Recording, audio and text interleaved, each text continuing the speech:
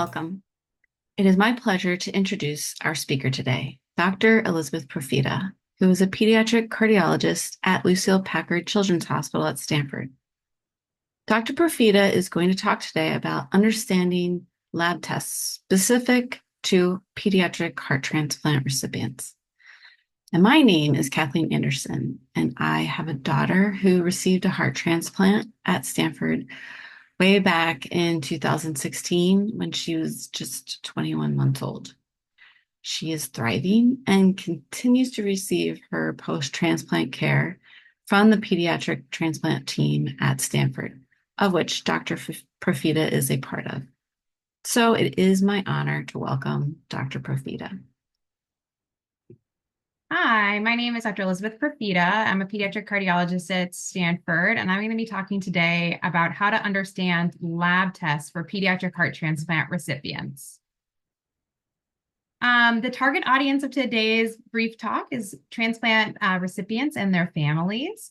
There have been some prior talks that you can find on basic lab tests such as CBCs and basic metabolic or complete metabolic panels and cystatin C and other electrolytes, and along with that, tacrolimus and mycophenolate levels. So the goal for today is going to have an improved understanding of cardiac specific tests that may be ordered by your heart transplant team.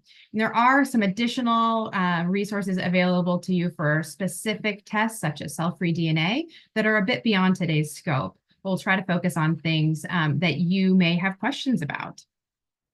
So today we're going to talk about some cardiac specific tests, namely troponin, CK, and BNP. We're going to talk about lipid panels, viral testing that we routinely send in heart transplant, and we'll touch on HeartCare, which is a new test that some centers have started sending. So first, I want to talk about troponin. So troponin is a protein that's found in heart muscle that can be released when heart muscle cells are damaged. And this is the blood test that's used in adults when they have a myocardial infarction or a heart attack to look for that. Now, we're not so worried that our pediatric patients are having a heart attack, and it's actually not routinely monitored in our transplant patients.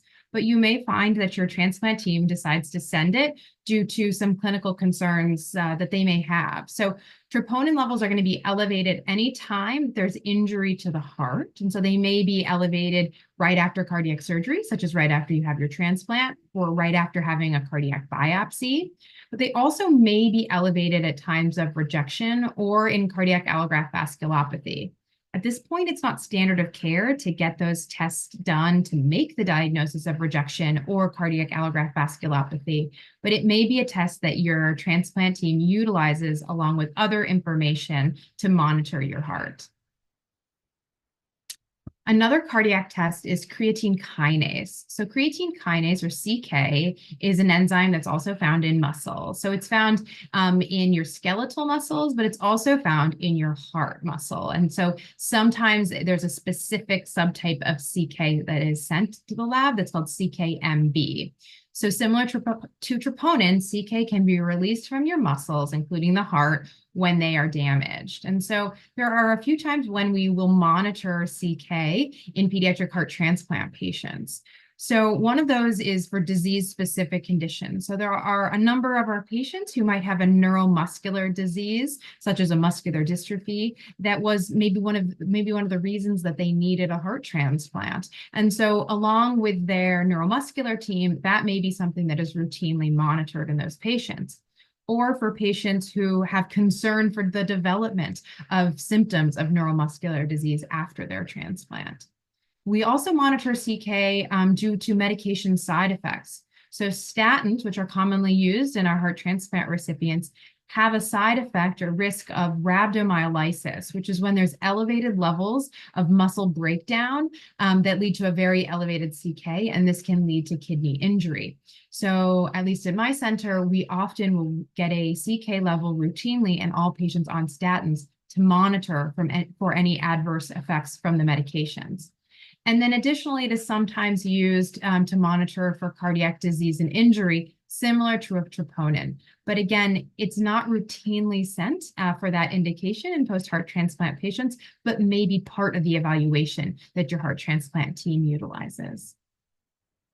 Another really important cardiac lab to talk about is BNP. And I'm sure most patients have heard about this lab before, but this one gets a little confusing. So BNP stands for B-type natriuretic peptide, and it's a hormone that's released from the heart due to volume or pressure overload, often when patients are in heart failure, and hopefully that's before you've had your heart transplant. But the thing that gets confusing is there's a couple different types of BNP. So it's pre-pro-BNP that is released from the heart, and then it is broken into pro-BNP that then is further hydrolyzed into NT-pro-BNP and BNP. And the problem is that those are different lab tests. And so some labs will send a BNP and some labs will send an NT-pro-BNP. So it's very important if you want to compare tests to make sure that you're comparing apples to apples because they have different scales for the test and they don't have a one-to-one correlation. BNP levels may be high before transplant, but hopefully should not be high after transplant as long as patients have normal hemodynamics. And so post-transplant, if there were a rise in BNP, that may be a sign of graft injury or significant volume overload. Again, this isn't routinely sent post-heart transplant unless your team has some clinical concern, but may be utilized during concern for rejection or cardiac allograft vasculopathy, or at other times of unclear symptoms. And just to highlight that the BNP and NT-proBNP have very different characteristics, including the half-life and how they are cleared and their normal scales. So if you ever have concerns about this lab, just make sure you're comparing a BNP to a BNP or an NT-pro to an NT-proBNP. Moving on to a lipid panel. So lipid panels are often obtained about annually in our pediatric heart transplant recipients. And the reason is that elevated lipids can put our patients at increased risk for cardiac allograft vasculopathy, which is certainly something that we want to avoid. And patients can develop dyslipidemia due to a variety of reasons that are unrelated to transplant, such as your diet or your genetics, but can also be affected by medications. And so lipid panels are typically sent fasting. So this might be sent at the time of an annual cardiac catheterization and include a number of different lab values: total cholesterol, LDL, which is the bad cholesterol, HDL, which is your good cholesterol, and triglyceride levels. And we use this information along with your age and your other risk factors to determine if any changes need to be made in your medication regimen. As I mentioned already, statins are a common class of medications that are utilized in post-heart transplant patients to minimize the risk of cardiac allograft vasculopathy. And trying to make sure that your lipids are all within normal limits is a key part of that. So if we were to have a patient who was not on statins and was found to have a high LDL level, it might be an indication to start a statin for that patient. Or for other patients who have elevated triglyceride levels, it might be a time to think about if there are other things going on. Is there concerns for obesity or diet issues? And maybe we should think about some other modifications for that patient. Additionally, there are other medications that can be utilized to optimize lipids if there's persistent issues after lifestyle modifications. So this is something that we keep an eye on as cardiologists. Next, I'm going to move on to talking a bit about viral testing. And by viral testing, I'm referring to EBV and CMV, which are commonly monitored on a routine basis post-heart transplant. EBV is the Epstein-Barr virus, or the monovirus, as you may have heard of it, and CMV is cytomegalovirus. Testing done prior to transplant is antibody testing. So those are IgGs, sometimes IgMs. So that's asking the question of, have you ever seen this virus before? And are you making antibodies against these viruses? So the results of that kind of testing is positive or negative, no difference in between. There is some complicating factors of patients who are on IVIG infusions could test positive in the setting of actually not having their own IgG because they had IVIG. So in some patients, we'll do serial testing to make sure that it was indeed their own antibody and not antibody from a product such as IVIG. Once you're positive after, or after transplant, we usually transition to monitoring via PCR. And PCR is looking at how many viral copies there are circulating in your body. So the results of those go from negative to a quantitative value, and we can look at those values over time. And so it's less helpful for us to monitor the IgGs unless you were negative already at the time post-transplant. So usually we'll change over to monitoring with PCRs. And these are both infections that we think a lot about at the time of transplant because they can come with the donor. And so if patients were negative before transplant and their donor was positive for these infections, there's a higher risk of them developing those infections at the time of transplant with immune suppression. So we'll often do increased monitoring early post-transplant, and that monitoring will then space out as you move farther post-transplant.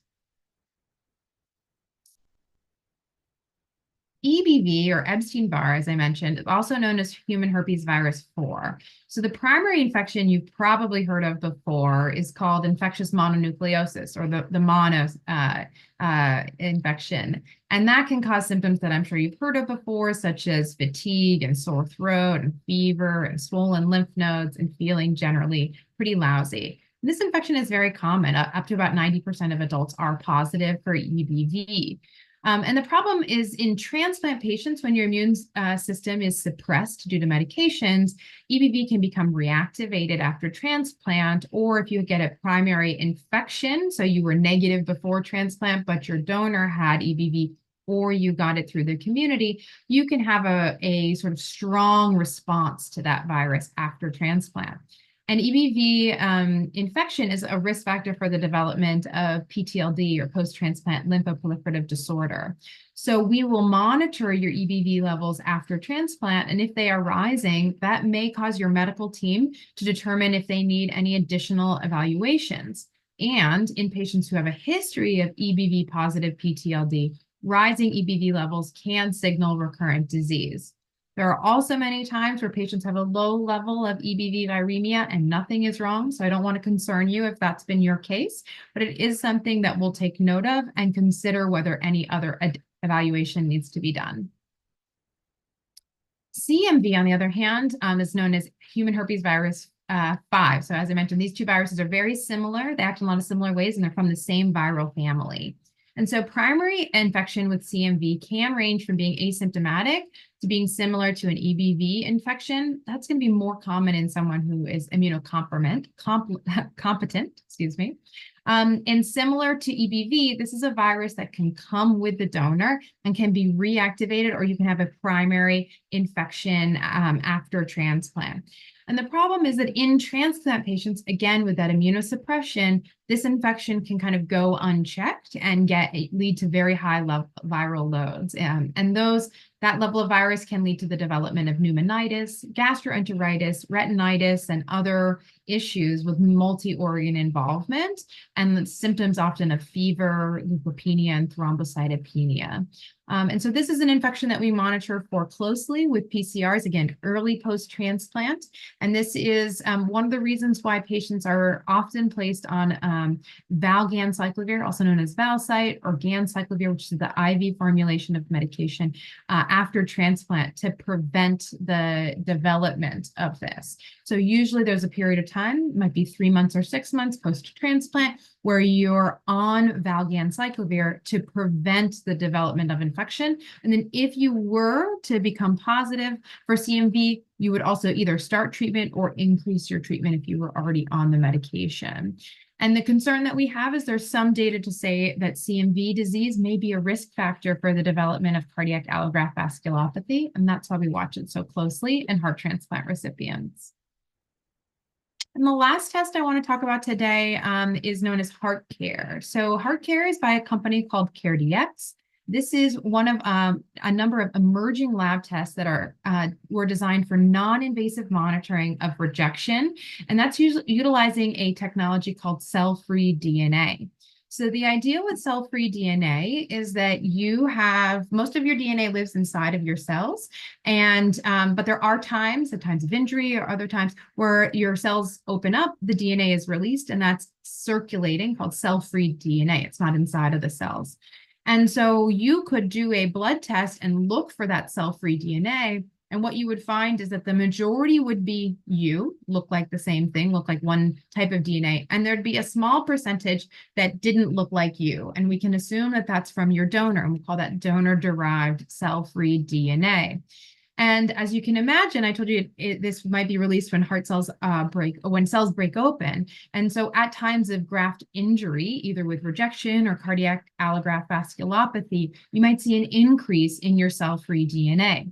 So what the HeartCare test does is there's two parts of it. There's AlloMap, which is a gene profile, and AlloSure, which is the donor-derived cell-free DNA test. And they use both of these test results together. And if both are positive, that is a high likelihood of the development that you have active rejection going on. And so this test is actually FDA approved for patients over 16 years of age, starting at 2 months post-transplant.